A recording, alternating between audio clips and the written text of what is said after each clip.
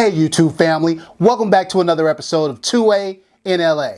As always, anything I say in this episode, prior episodes, is just my personal opinion. You should not take it as fact. You should not take it as law. Always do your own homework and come up with your own conclusions. And as usual, like we do about this time, I'm going to ask you to go ahead and hit that like button, hit that subscribe button, go ahead and drop down a comment and share this with your peeps. All right? So look, this episode is going to be a very good episode on a very popular firearm. If you guys saw my, the second video I ever did was my 2021 handgun collection video. And I talked about, you know, how I had like one gun, a little 380 that I had for a decade that I hadn't really used. And I went kind of around the start of the pandemic and I wanted to get me a 9mm so I could have a real home defense weapon. But because of how crazy things were and during COVID, you couldn't really find anything. I ended up buying this gun as a default. And you talk about, man, kind of fortunate accidents. This was a fortunate accident because the gun that they did have in stock and was recommended to me by the FFL was this baby right here. Let me let you take a gander at it. Take it in. This is my Springfield Armory TRP 1911 chambered in 45 ACP. Okay, and look, before the internet police come calling, look. The gun is not loaded. It is free and clear of all ammunition, all right? So look, let's have a conversation about this gun. Now, again, this gun was premiered in my handgun video, and for those of you guys who didn't see that episode, go back and check out that episode. It was also featured in an episode I did with Lock Grips to talk about the grips that I had changed out on my 1911 that really, I think, made an already attractive gun even more attractive, right?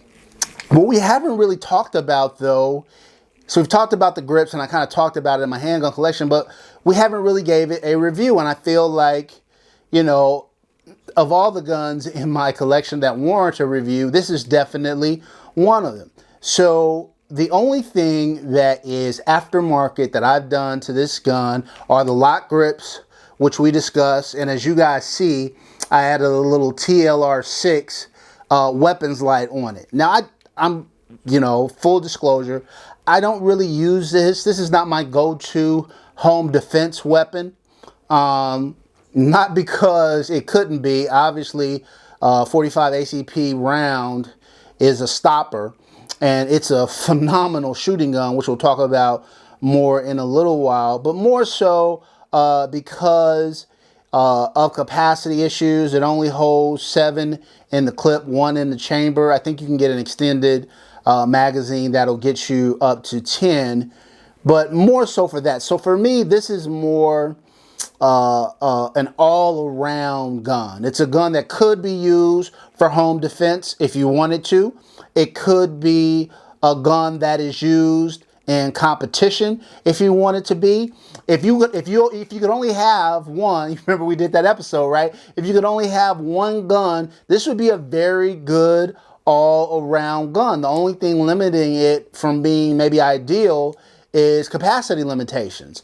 But in terms of the fact that it's a straight shooter, in terms of the terminality of the round, I mean, look, this is a great firearm. I love 1911s. I think 1911s have a really classic look.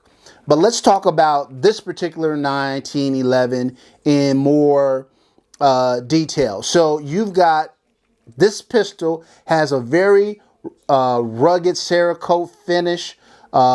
It's environmentally resistant and it's self-lubricating. It's got a 5-inch match grade stainless steel barrel that is competition proven, and it's exceptional for kind of close quarters performance. You've got the ambidextrous thumb safety running on both sides so that righties and lefties can handle it well. You've got this 3-dot titanium night sight glow system. Now what's funny about this is, so the sights, I think I like the sights, I don't love the sights. I think they're kind of muted for daytime shooting, but what's crazy is they're better at night, I think, than they are during the day. I like them. I don't love them. I think the dots are somewhat muted, except at nighttime when they really stand out. So if I had a complaint, that would be the one complaint. Maybe I would change out the sights on this. The craftsmanship is unbelievable. You've got the checkering there. I don't know if you guys can see that well. You can see the checkering there on the inside and back strap of the gun. It's a heavy gun, but because it's heavy though, relative to the round it's shooting, it reduces a lot of the recoil. So look, if you guys, I don't know how many of you guys out there are 1911 fans, but I would say this: if you're a collector and you're gonna have more, if this was the only gun, if I could only have one gun, I don't know if I would go for a 1911. In that episode, if you could only have one, you guys know I chose the Glock 19 if I could only have one gun, because I felt like it can be concealed, it could be a home defense. In terms of capacity, we could, if you're in a non-capacity limit state, you could do, 18, 20, 30 rounds, magazines that work well and function out of the Glock 19. So if I could only have one, that would be my choice. But I would say that, plus aftermarket support and all that. But if you're a collector, if you're somebody who's going to have more than one gun, and you've got that kind of all around, that 9mm Glock or M&P or whatever the case it may be, and you're looking to get something different, if you've got a Glock 17 or 19 or something like that, before you go out and you buy an M&P or something that's very similar to the Glock, I would consider a 1911. Number one, you're going to get the opportunity to shoot a 45 ACP gun. The difference in a gun that's incredibly accurate, a gun that's incredibly smooth, a gun that, is very reliable.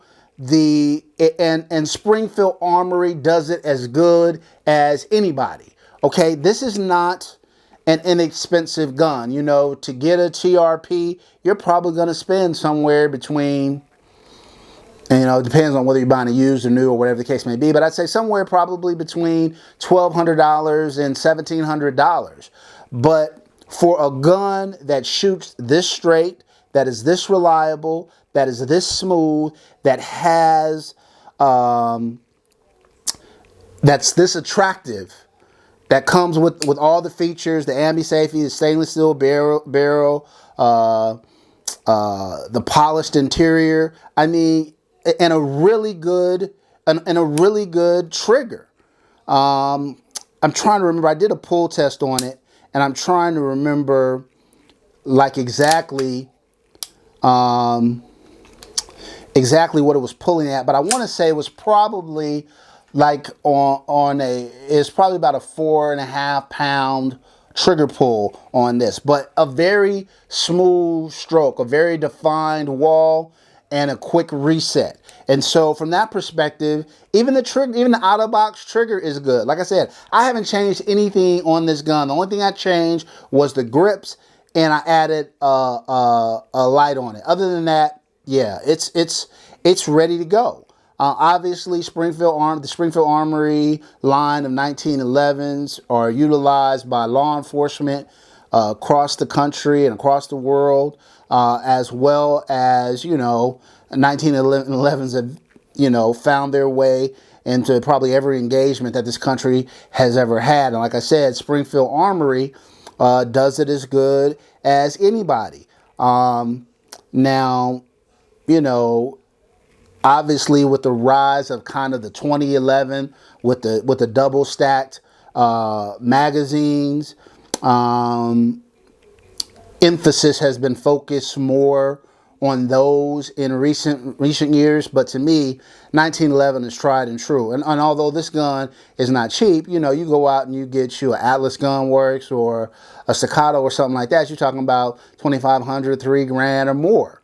And so for the money, for the shooter that you get, for the features that you get, you got the serrations on the front and rear, night sights, ambi safety, as well as a back safety. Look, man, it's hard to beat a 1911, and it's hard to beat the Springfield TRP. So the Springfield TRP definitely gets 2A-N-LA's endorsement. All right, if you guys have any questions about the TRP or want to know anything, as always, I'm here to be a resource for you. Not to say that I know all the answers or I have all the information, but if I don't know, I'll tell you I don't know, and then I'll try to find the answer for you. How about that?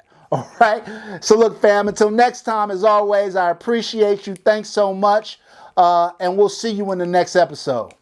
Peace.